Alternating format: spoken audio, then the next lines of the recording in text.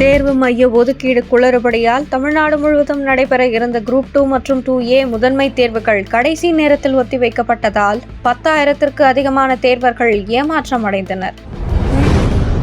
Group 2 தேர்வு ஒத்திவைக்கப்பட்டது தமிழகத்தில் பரபரப்பை ஏற்படுத்தி வரும் நிலையில் திண்டுக்கல் மாவட்டம் உலகம்பட்டியில் செய்தியாளர்களை சந்தித்த அமைச்சர் ஐ. பெரியசாமி, டிஎன்பிஎஸ்சி குரூப் 2 தேர்வு எதற்காக ரத்து செய்யப்பட்டது என எனக்கு தெரியவில்லை. அதற்கென தனியாக அமைப்பு உள்ளது. தேர்வாணையத்திற்கு தலைவர் உள்ளார். தன்னாட்சி நிறுவனமாக செயல்படுகிறது என்று அலட்சியமாக பேசியது பரபரப்பை ஏற்படுத்தியிருக்கிறது. குரூப் 2 தேர்வு ரத்து ஒத்திவைக்கப்பட்டது குறித்து தவேக தலைவர் விஜய் வெளியிட்ட எக்ஸ் பதிவில், டிஎன்பிஎஸ்சி நடத்தும் குரூப் 2, 2A தேர்வு ரத்து செய்யப்பட்டதன் பின்னணியில் என்ன நடந்திருக்குமோ என்ற ஐயம் எழுவது இயல்பே. எந்த மிகப்பெரிய முறைகேட்டை மறைக்க இது நடந்துள்ளதோ என்ற சந்தேகம் எழாமல் எப்படி இருக்கும் என்ற முக்கியமான கேள்விகளை விஜய் எழுப்பியிருக்கிறார்.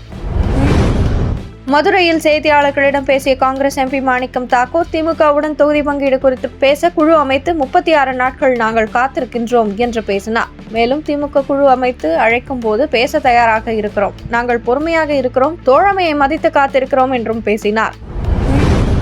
கும்பகோணத்தில் செய்தியாளர்களிடம் பேசிய தினகரன், விஜயின் அரசியல் வருகை திமுகவின் வாக்குகளை பாதிக்கும். அது என்டிஏ கூட்டணிக்கு மிகவும் சாதகமாக இருக்கும். எங்களுக்கு எந்த பாதிப்பும் இருக்காது. எங்கள் வெற்றிக்கு உறுதியாக உதவி செய்யும். அதனால்தான் அவர் வந்ததிலிருந்து நான் வரவேற்றுக் கொண்டிருக்கிறேன் என தெரிவித்தார்.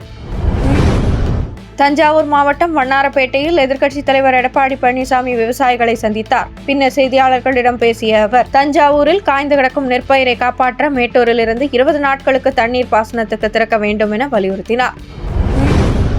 புதுவை வில்லியனூரில் செய்தியாளர்களை சந்தித்த திருமாவளவன், கூட்டணிக்குள் பாமகவை இணைப்பது பற்றி திமுகவும் அதிகாரப்பூர்வமாக ஏதும் பேசவில்லை. நாங்களும் எந்த நெருக்கடியும் கொடுக்கவில்லை என்று பேசினார். மேலும் வெறுப்பு அரசியலை முன்னெடுப்பதால் பாஜக பாமக கட்சிகளிடையே தேர்தல் உறவு வைத்துக் கொள்ளக்கூடாது என்ற உறுதியான முடிவை எடுத்துள்ளோம். இது கொள்கை சார்ந்த முடிவு என்றும் அழுத்தமாக கூறினார்.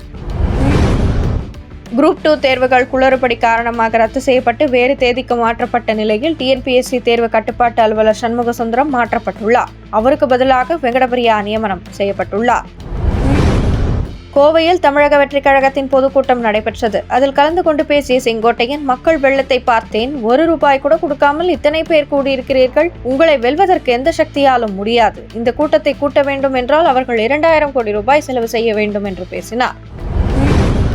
இந்தியா அமெரிக்கா இடையேயான இடைக்கால வர்த்தக ஒப்பந்தம் குறித்தான கூட்டறிக்கை வெளியான நிலையில் அமெரிக்காவின் மரபணு மாற்றப்பட்ட வேளாண் விளைபொருட்கள் இந்தியாவில் விற்பனை செய்ய அனுமதி வழங்கவில்லை.